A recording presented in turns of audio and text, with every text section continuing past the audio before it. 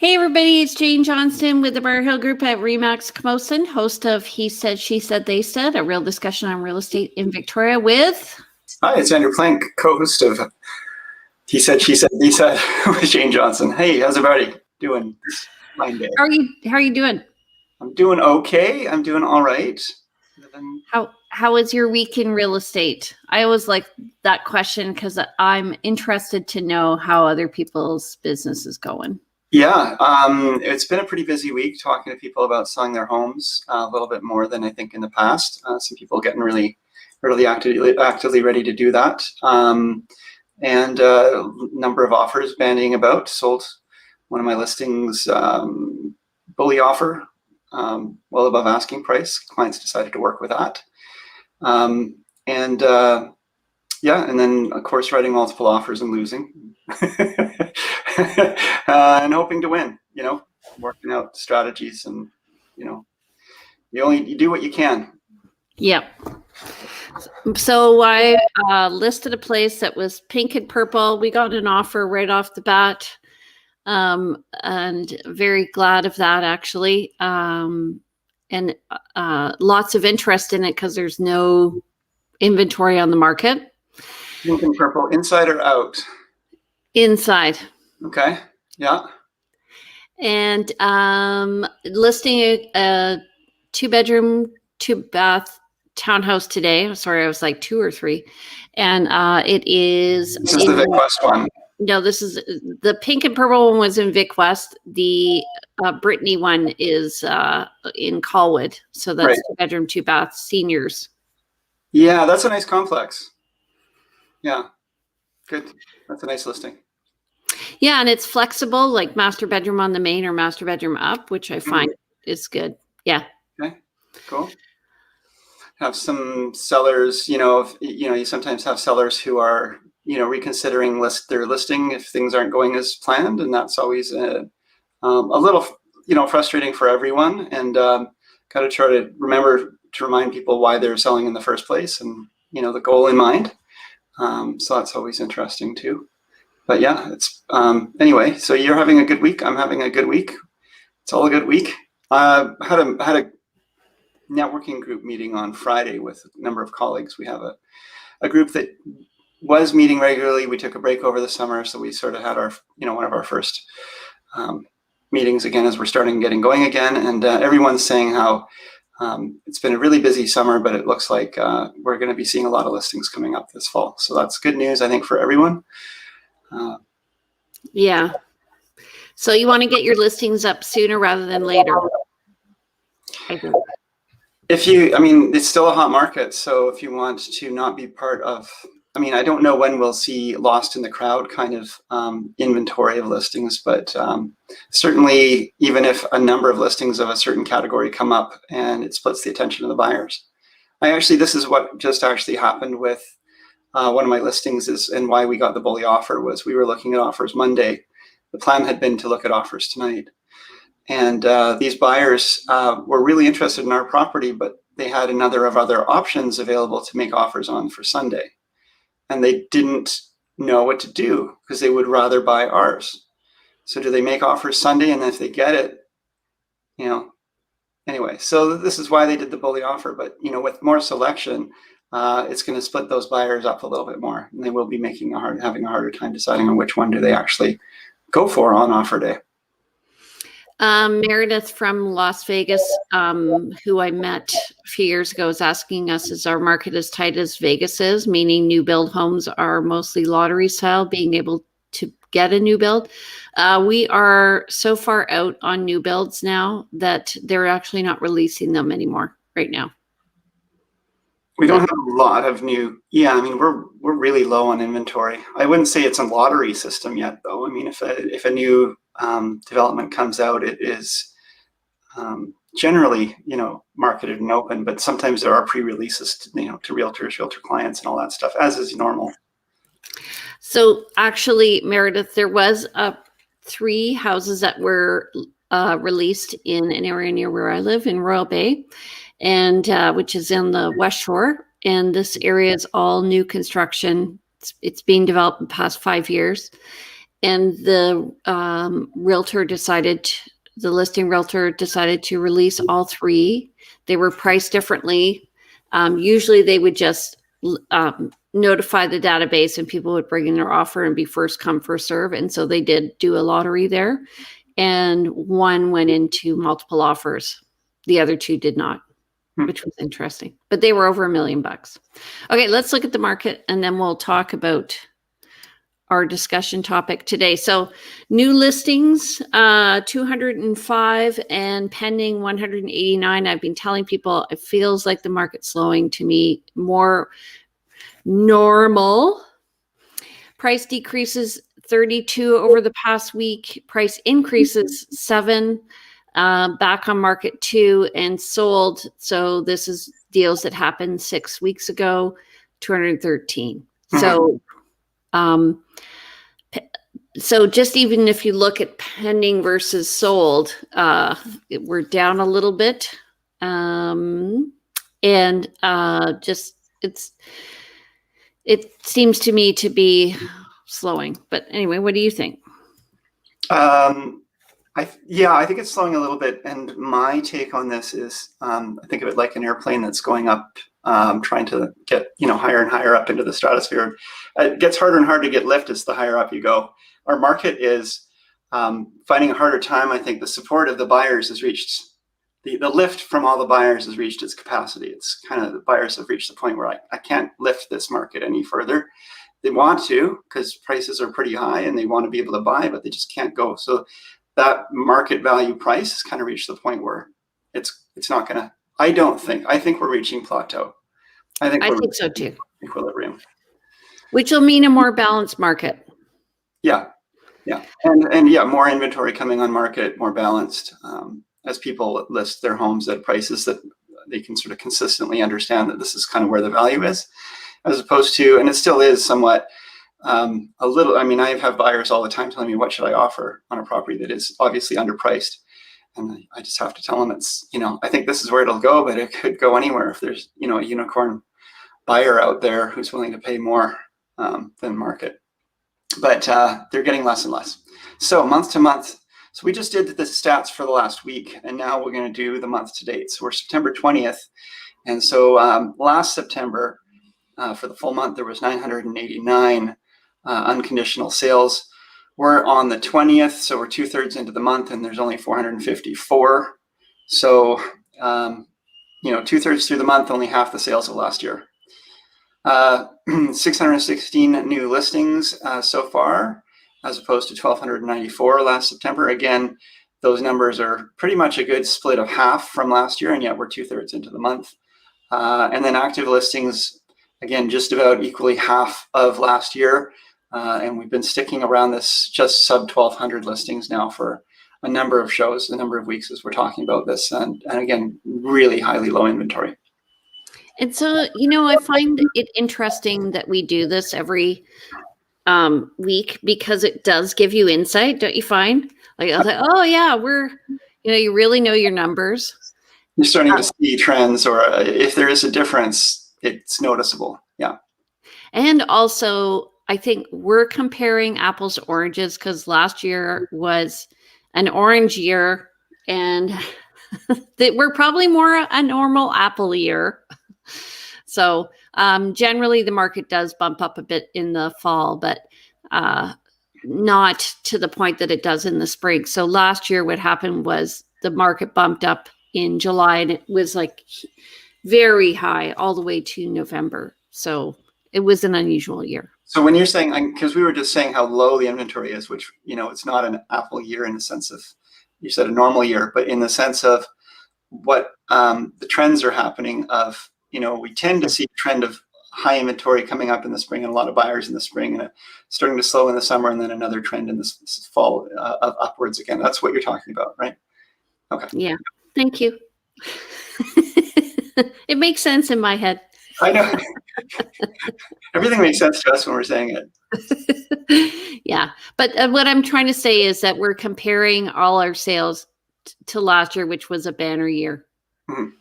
And that's not normal. So I think we're more normal. However, our inventory is low. And I do have clients right now, like, they're like, why should we even write an offer? We're not going to get it. I'm like, you don't get it if you don't try. Yeah. And I posted this thing on the weekend, a quote. It said, I'm torn between if it's meant to be, it's meant to be, and to basically just go for it. And I'm like, just go for it. And if it's meant to be, it'll be. Yeah, I mean, you have to take some self-responsibility for that whole, like we can create our own reality and the whole idea of attraction, of, power of attraction. You can't just say, well, it'll just come to me. You still have to take some positive action. If you want something, the world needs you to invest in that. And it means sometimes, I was just using this talk about, stopping 3 feet from gold.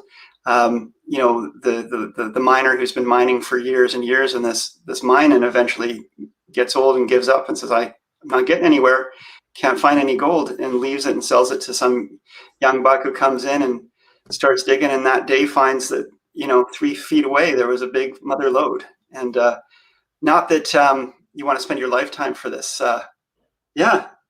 Meredith says, always go for it, submit the offer, otherwise you will always lose out. Yeah, and it's true. You miss 100% of the swings you don't take. Yeah. And it's funny. I've had clients who said to me, I definitely don't want to go into multiple offer. I'm multiple offered out or whatever. And I say, just trust me. I'm very good at winning these. We have a strategy, and we'll utilize the strategy to get you to win this offer. And I hear that, and I agree with you. Strategy is really helpful in having good strategy and having good relationship with your colleagues. But if your buyers are consistently under, hoping to, if they just can't reach what the market is worth, or consistently undercutting and hoping that if they continue to write, that the law of averages will win out for them, then that's probably wrong thinking. But if they are writing good offers and they just keep missing out just by a little bit, or they're making actually reasonable offers, and these unicorn buyers are knocking them out, they aren't always going to be there. I've seen many times when I'm reviewing offers that you didn't get those amazing unicorn offers, but you've got a really good offer from a willing buyer, and it gets taken. So actually, well, that kind of segues well into our topic today, which is why people sell their homes and what their different motivations are. So we maybe take into account with those. Right. So when, I used to think letters, they're okay, until I was the recipient of a letter when my mom sold, and I got it You were crying, aren't you? What? Were you crying? Oh, yeah. Yeah, I've seen that. I mean, some letters just really speak to, a truly well-written letter that is actually truly from the heart will speak to the other party, depending on their motivation. This goes into what we're talking about today, because people sell for lots of different reasons, and some of those reasons may not make any difference that there's a letter there. Okay, so Meredith is saying client mindset is critical, but I've always taken the time for client education. Exactly. And that's my perspective, and Andrew's as well, I'm sure.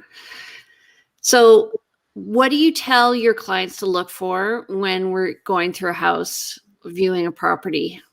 And I look for certain things. Do you? Okay, well, we're talking about a number of, when we're talking about client motivation, one of the things I'm definitely looking for in general, floor plan, condition, location, all those standards, and try to keep your client's mind around what are their priorities. But the other thing we're also looking for is, what can we intuit from what we're seeing in this house? Can we tell that these people have cared actually about their house in general and loved it? And in what way have they loved it?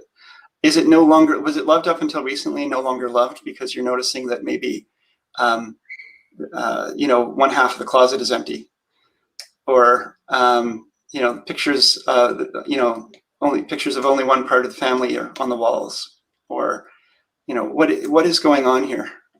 What's the backstory? Because it makes a difference on a number of levels to, number one, not just the negotiation, but what are you going to get at the end of the day? Is this property going to be cleaned?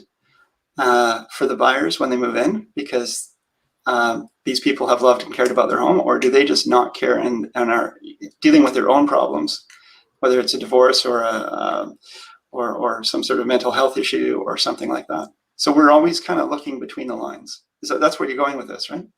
Yeah, and that's exactly why staging works, because it kind of this is gonna, pardon?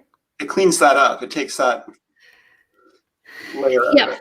Well, okay. So, for instance, I'm selling a property, and the sellers had way too much stuff in it, and so they were going into a care home, and so we divided the stuff in the property into 3 categories. So, one to stay for the sale, one to go to the new place, and one for garbage. Mm-hmm. And it's interesting because the stager was able to look at it and say, okay, here's the list of what we're going to do. And then just before the house was about to go on the market, somebody else came in, a relative, and just started cleaning out everything. And I'm like, wait a minute. Mm-hmm. And they're like, well, it's so much easier because we have the people here now. And I'm like, I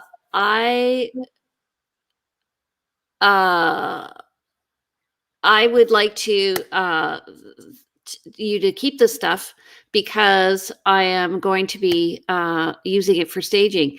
And the relatives didn't see the big picture. Mm-hmm. And so I went in and I'm like, okay, well, what can I, because half of the stuff was gone.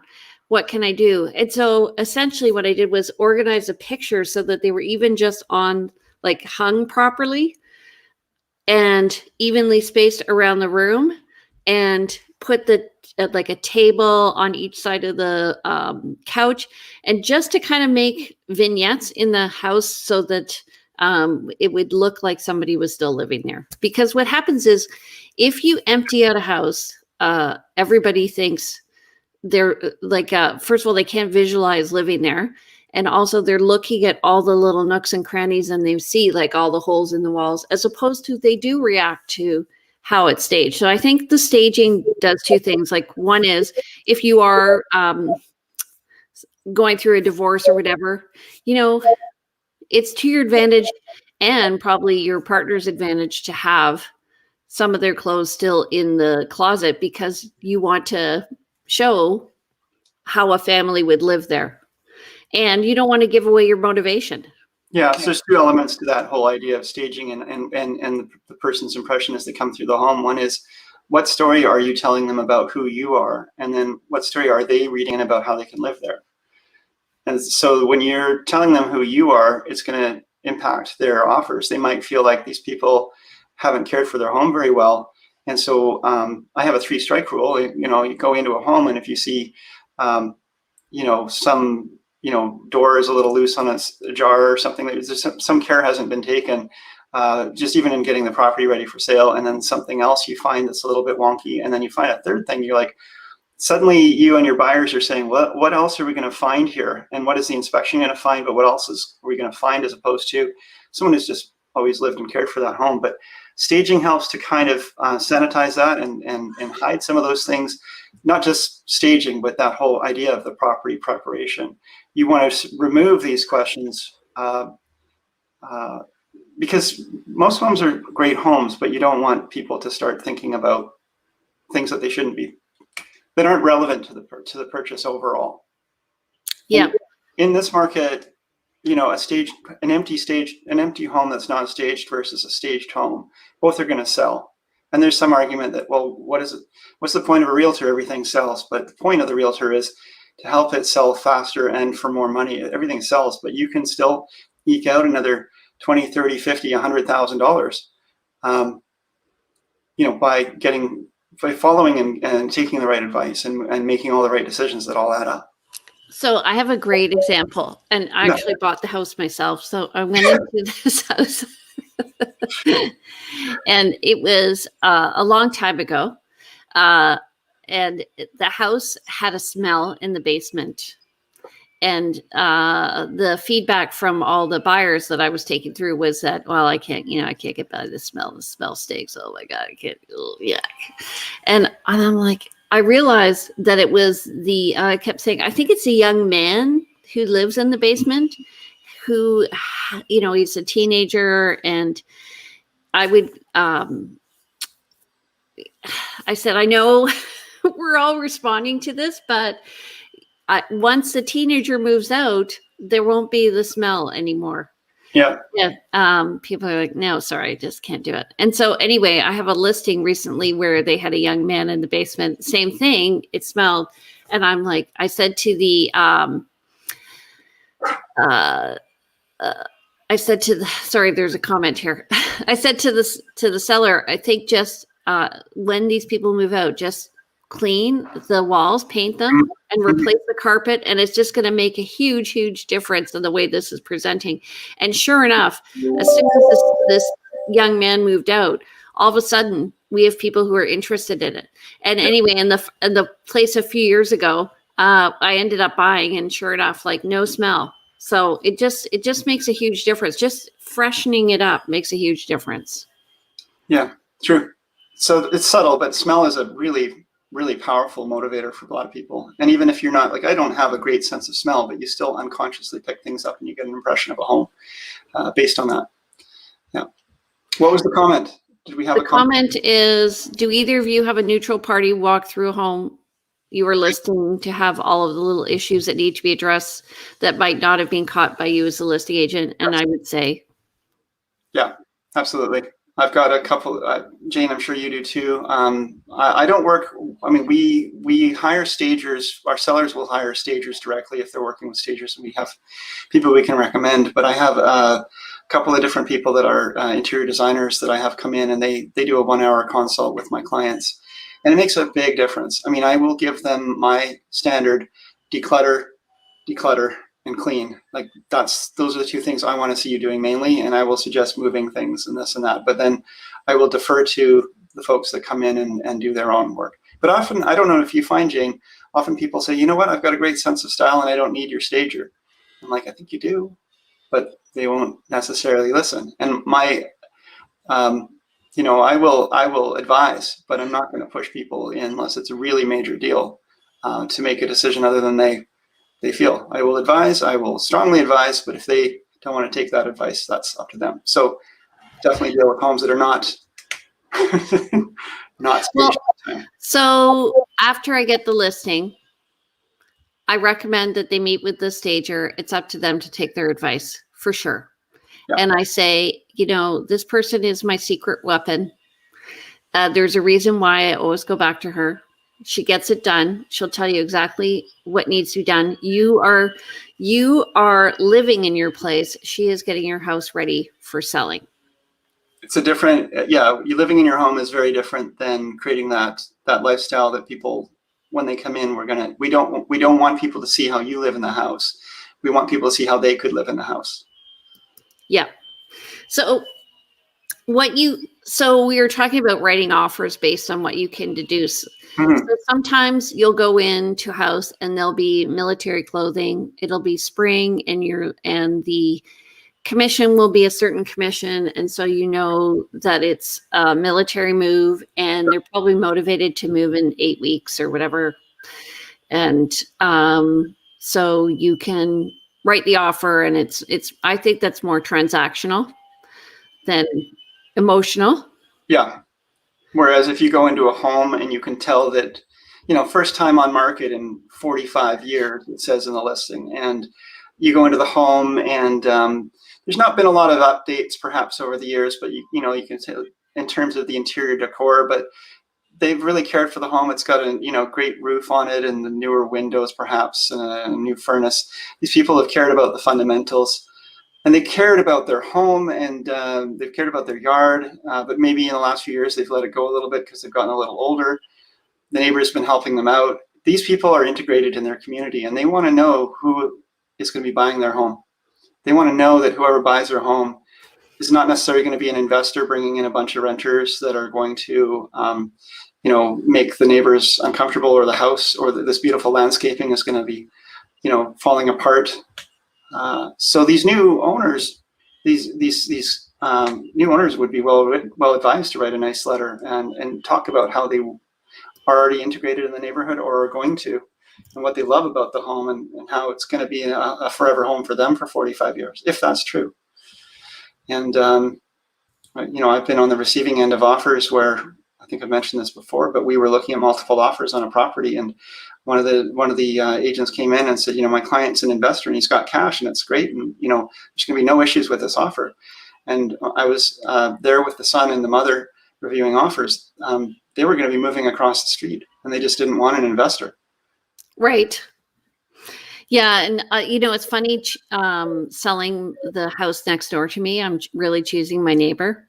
Mm-hmm. And we had 12 offers, and, you want to be able to differentiate the offers for the seller did anyway.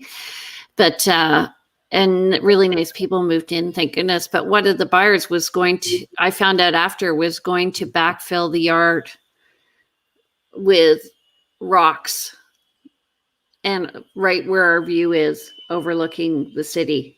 And I'm like, I'm so glad that person didn't get it. Right. And you may not have any way of knowing that in advance, but when you can get a better sense by reading the letters. But then going back to, so in this, again, we keep talking about things it's sometimes hard not to talk about things as if it's the strategy that works right now. But when you think the broader term where, we've worked through and lived through markets where properties might list and be on market for 3 months, and that's a reasonable amount of time. Well, let's say 2 months. And it's not unreasonable for that amount of time for a property to be on market before you end up with an offer. And so you might be listing a home, and maybe it is a divorce, and maybe these people are highly motivated, and an agent comes through and can see that with their clients. And then they write a really offer really quickly, but it's also very, very low, because they can tell that there's some motivation to just get this thing done, perhaps. Well, I also, when a buyer asks, why is the seller selling? Mm-hmm. We have a duty of confidentiality, and so we cannot say why they're selling, but really what the buyer is trying to determine is, what is the problem with the place? Why they're moving out of this situation? What's going on here? Yes. And so we I talk with sellers. What do you want me to say before? Yeah, sometimes it's helpful for the buyers to understand what the situation is. And with the seller's permission, you can maybe share that. So if a property is being resold after it was just bought a year ago, what's the problem with that property? The buyers are going to be saying, why are these people moving so quickly? If they understand that there's maybe a health issue, if you could just say it's a personal issue, it has nothing to do with the house. It could be a job relocation or whatever. Yeah. So, and I find that after people write anyway, the seller usually says to me, just tell them this, whatever. Tell them, like, here's the situation. And I don't have to sell. I'm not going to give it away. Fair enough. Yeah. No, there's that too. But the point, and there's definitely many, many times it is really important to keep all of that absolutely 100%, 200% confidential, where there's a situation that is, not anyone else's business. And most times it is nobody else's business. But then the business of selling a home partly is about information. Yeah, they want to know if there's a problem with the house. That's essentially, and they also want to know, like, are they willing to move fast? So sometimes you can put wording in your verbiage in your listings, like move in quickly or whatever, quick possession available. These sorts of things say they reveal the seller's motivation with their permission. Sometimes you're going through a home and you can tell, it even says on the title, it's in the name of the executor, or it's the estate of so-and-so. And so, this is being sold as an estate. There's going to have to be an executor or executors or families involved in the decision. But there's somebody there cleaning out the house and having to deal with all of the stuff that's left behind from a person's life or people's life. And I've seen some, and this goes to, like, if you understand what is being sold and why, you might craft your offer a little differently, with maybe saying, we understand that this is that there's a lot of stuff inside this house, that this person has maybe been a hoarder or collector over the years, and is now gone. And we will, we're willing to take it as it is. We're willing to take it with all the contents inside. If it's easier for you, you take whatever personal items you want, whatever items of value you want. We will take the home, other than that, with, all the clothes in it and all the Christmas ornaments and all of that stuff. We'll deal with it. Nothing you have to worry about. And the executor sometimes will be really happy and accept an offer that is similar or equivalent, or even sometimes less than another offer, because they see the value in being able to move on. Yeah, we did that when we bought our house. We just said, leave whatever. We didn't have any furniture. Mm-hmm. So we just said, leave whatever furniture and we'll take care of it. And they were like, yes, because they're moving into a condo. Yep. Yeah, and in a different market where you can actually, again, negotiate. I find in this market, we're really trying to gather as much information as we can in order to provide the best, most compelling offer for the sellers. We are going to still do a lot of different negotiating, but we're really trying to find the information that will entice a seller to say yes to our offer and make it more attractive than others. In a different market where there's maybe more selection of homes available, and sellers are really hoping for a buyer, and a buyer comes along to make an offer, that buyer may see this home as not well lived in, maybe tenanted or dirty. In that case, you can kind of anticipate that the owners on possession day, the new owners, might find a dirty home. And so writing into the contract that, this junk will be removed, we're going to have a holdback. If it's not, you're going to get it professionally cleaned. These are all things that we're going to try to anticipate based on what we know of the sellers or the occupants of that house. And I've had I've been working with a realtor. I was mentoring the realtor. I didn't see the house. She wrote an offer, and she did not write that clause in. And so we arrived there, and the whole basement was filled with junk. Yep. And the listing agent refused to take responsibility for it. Mm-hmm. We ended up having to get a truck and literally shovel the stuff out. So, and even though I was mentoring the other realtor, I was doing stuff. So there's something to be said about working with an experienced realtor so that you don't end up in that situation. I've done a $20,000 holdback, whereas the junk wasn't removed. The seller didn't get the money, and that worked. And he was supposed to have it out like a week before, and he didn't have it out on time, and so we had the holdback, and then the day of, he did get it all out. Dealt with, yeah.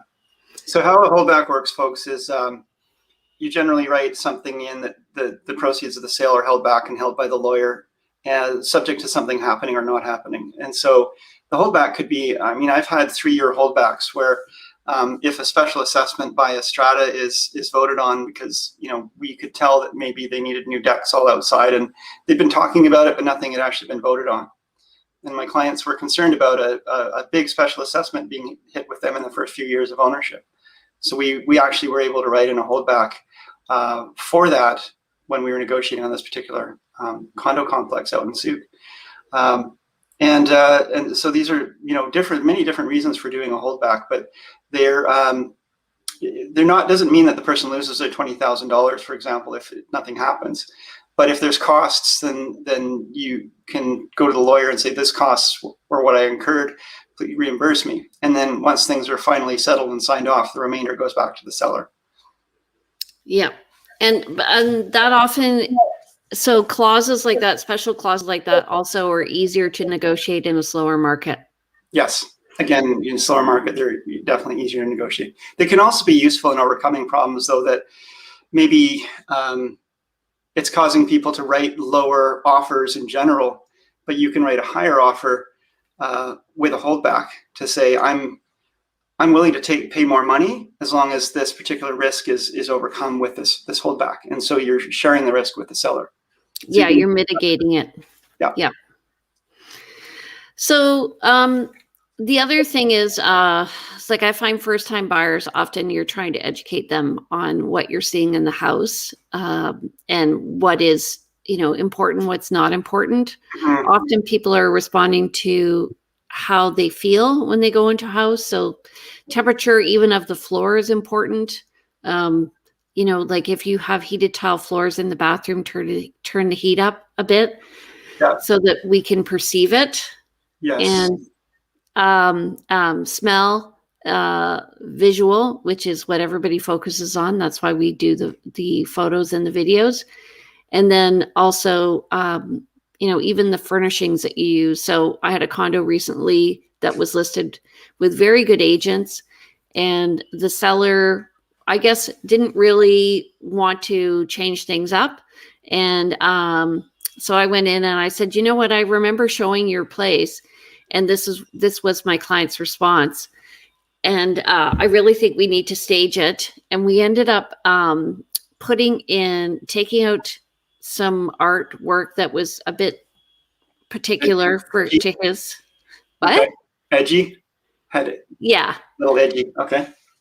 And there was this awful brown couch, and it was kind of like floating in the middle of the living room. So anyway, we brought the stager through, and she just changed everything up, and you wouldn't believe how many people were interested in this condo. It can make a big difference. Yeah.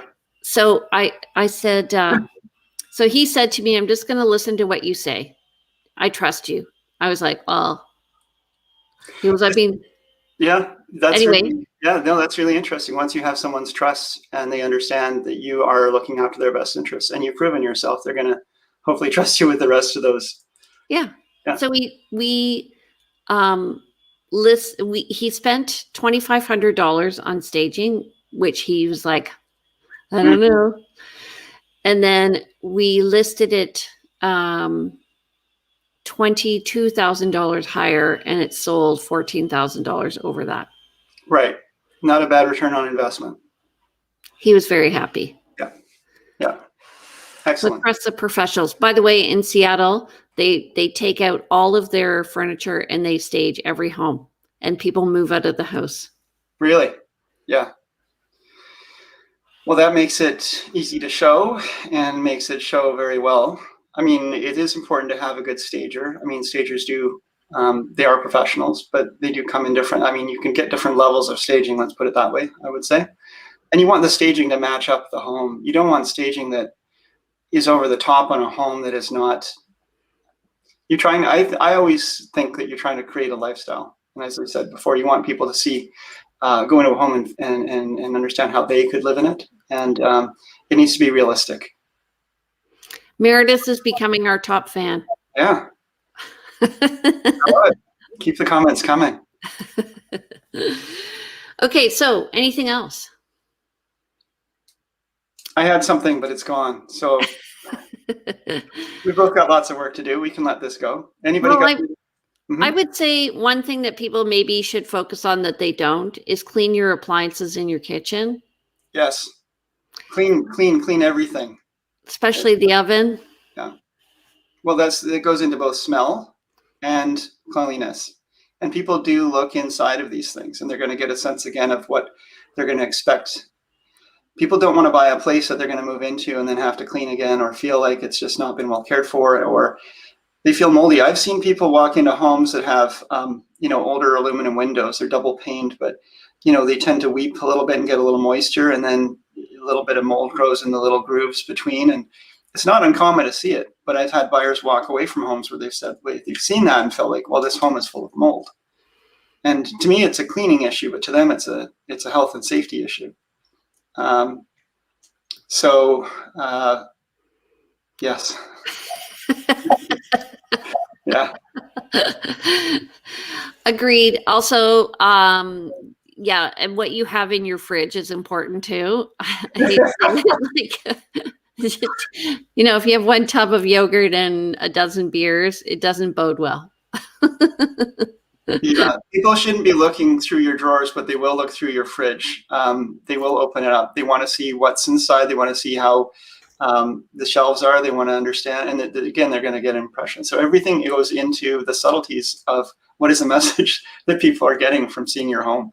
And it's a lot going on there. There's a lot to unpack. Yeah. So anyway, I would say it's definitely worth it to work with somebody who's going to guide you well in this process. So back to the staging piece, and we've both had people walk into homes and they concentrate on the wrong things, which is why maybe the edgy art has to go off the walls. But they walk through the home, and I've been with clients recently, they're walking through the home and you have to reorient them, because they're looking at all the nitpicky things, but they haven't actually looked at the floor plan itself, if it actually works for them. Why are we spending an hour taking this? We're not there for an hour, but why are we spending all this time pulling this house apart when in the end of the day, it's not even going to work for them? Let's figure out the big picture stuff, and then let's deal with the small stuff. But people come in and they start to just focus on these small items, and staging and cleaning and all the proper preparation can help guide someone through your home. And hopefully their agent also will help to orient them around what's important. And if there are issues that need to be overcome, like cleanliness or something, they'll discuss how that can be dealt with in an offer or in negotiations, or just being prepared when you move in to hire professional cleaners to deal with it. But these are all things that we can overcome, but they just need to be addressed and recognized and addressed. Yeah. And also, if you like the house, just write the offer. Yeah. Shoot first and ask questions later. You do have an opportunity if you have conditions in your offer. Yeah, this is the wrong market for people who are asking a lot of questions, because it turns the seller off a bit. But like in a regular market, you can ask a lot of questions. But that's what your inspection clauses are for. So sometimes it's better just to write the offer, get I call it a placeholder, and nobody else can submit an offer, and then go for it. Unless the seller has their own clause in the contract, there's language in the contract that says the seller's acceptance is irrevocable, and it's subject to the buyer's waiving, fulfilling their own conditions. And your conditions are there for your protection to ask those questions. But what Jane's saying is oftentimes, let's say when we're wearing our listing agent hat, or when we're working with buyers and we know that there's going to be a lot of competition on this home, and the buyers are asking questions that the seller is going to be saying, you know what, this person's asking a lot of questions, but I don't think they have confidence in my home. I don't think they trust what this home is. And it sounds like maybe if they write an offer that's still subject to a building inspection, they're going to, at that time, still have many, many more questions and perhaps walk away based on their obvious discomfort and their obvious nervousness. So we don't want to broadcast any of that nervousness in advance if we can help it. So I generally ask people, if you have questions, let's not pepper people with questions, either all at once, if we can, or, the other idea is, if there's not a date for review of offers, why are you going to think about it overnight to make your offer when the people who were also considering making an offer the day before were thinking about it overnight, and they're writing today, and you're going to not get it tomorrow? Yeah. Well, I often, in a regular market, I would say to somebody, yes, you can think about it, but it's probably going to cost you money, because sometimes I'm able to get a client in on a property that's listed, let's say it's listed at noon, and we get in at 5 o'clock, we write the offer, and it gets accepted by 7. Right. And then the next day is when all the other people are starting to show and notice it and stuff like that. And I say, well, in a regular market, if you want to wait, that's fine. It is going to cost you money, because all of a sudden now you're in multiple offers. So you can't go in at asking or slightly below asking. And you're going to have to now go at least to asking. It's hard because we've seen it all, and our buyer clients haven't. They don't do this very often.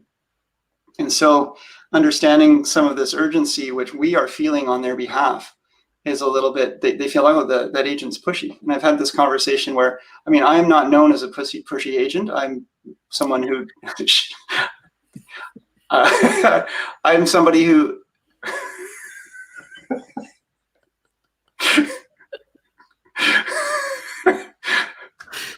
pushy. I said pushy.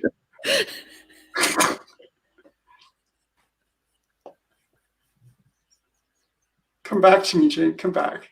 Come back. Okay. Anyway, so, you know, I tend to give pretty clear advice, but I don't want to push people beyond their comfort zone. But at the same time, sometimes people need to be told your decision. You need to really think about this. Yeah. And then the other thing people say, if they get an offer accepted, they go, "Do you think we paid too much?" Yeah. Yeah. And I'm like, well, we got in there before everybody else, and the agent's telling me if you want to walk away, you can. So that means they have a lineup of people wanting to offer. Yeah. Yeah. You never know if you paid too much, but you, generally speaking, if you take the right avenues and do the right things, on average, you're going to do better by, you know, that shoot first, ask questions later. That's not to say don't ask questions. It just means you have an opportunity to ask them after the fact. Let's tie this property up and get the seller beholden to you. Yeah.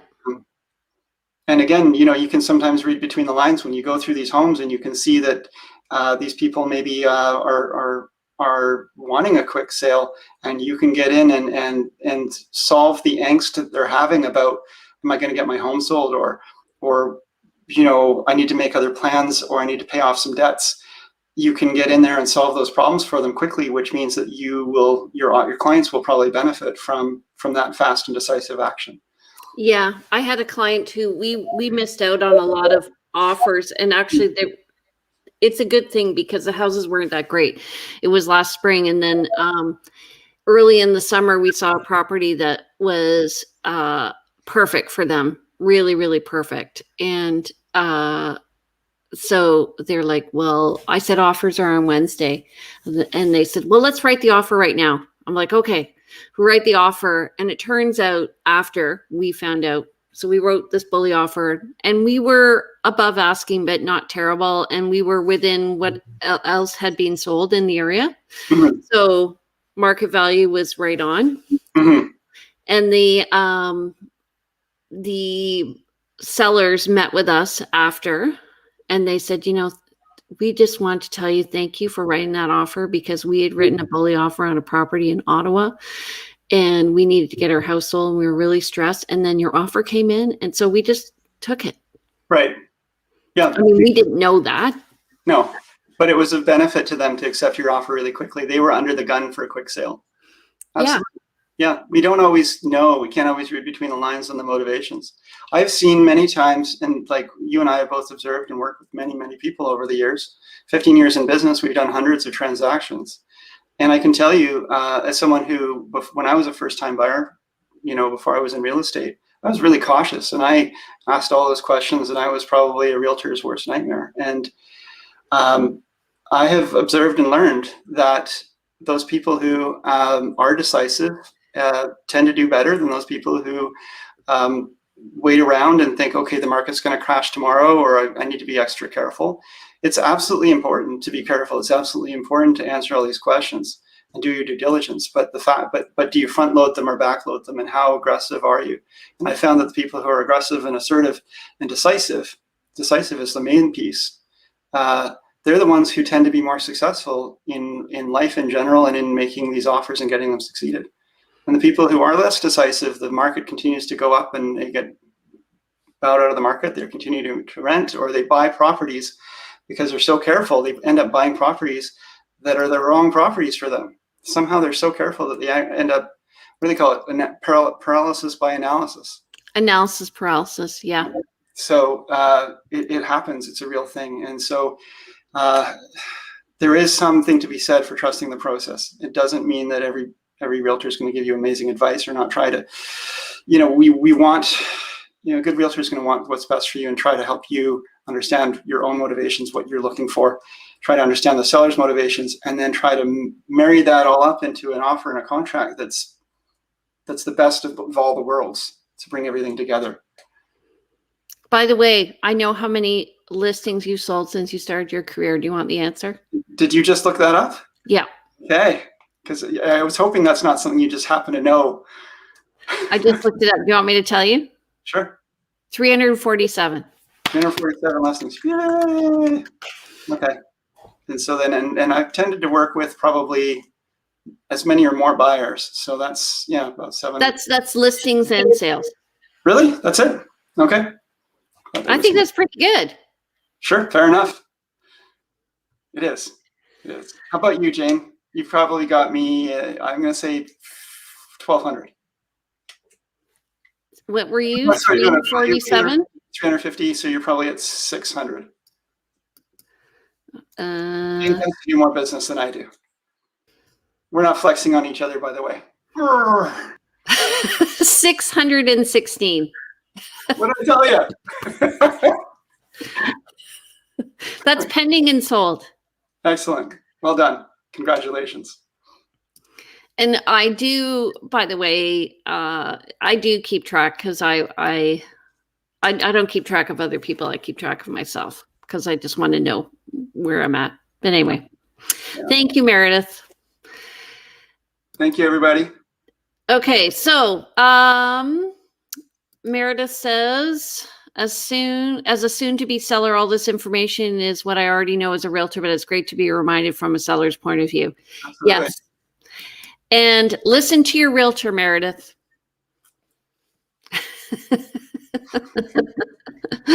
Okay. All right, everybody. So we're here every Monday morning at 10 a.m. We'd love for you to come and join us. I have requested that you please subscribe. There we go. To our YouTube channels. Follow us on social media. And don't forget, if you have questions, please let us know so that we can deal with them. We would love to know how we can help you. Thank you, everybody, for coming out. Hey, what happened to our big subscribe button? I liked that button. Oh, I still got it. Hold on a second. There we go. Boom. Yeah, there you go. That's my favorite part of the show. Okay, guys, thanks for watching. Jane, how do we reach you if we want to talk to you? Oh, sorry, I forgot that. Okay, so if you want to talk to us, you can. Hold on, I'm in the wrong thing. Jane's number is 250-744. I actually forgot. 0775. There you go. And you can reach her at the briarhillgroup@gmail.com. And she's got 2 websites, briarhillgroup.com, which is real estate related, and VancouverIslandTime.com if you're wanting to know area information. How'd I do there, Jane? Awesome. And if you want to reach Andrew, you can reach him at, I've memorized this number, 360-6106. At info@andrewplank.com, or you can go to andrewplank.com and watch really cool videos of Andrew working with clients.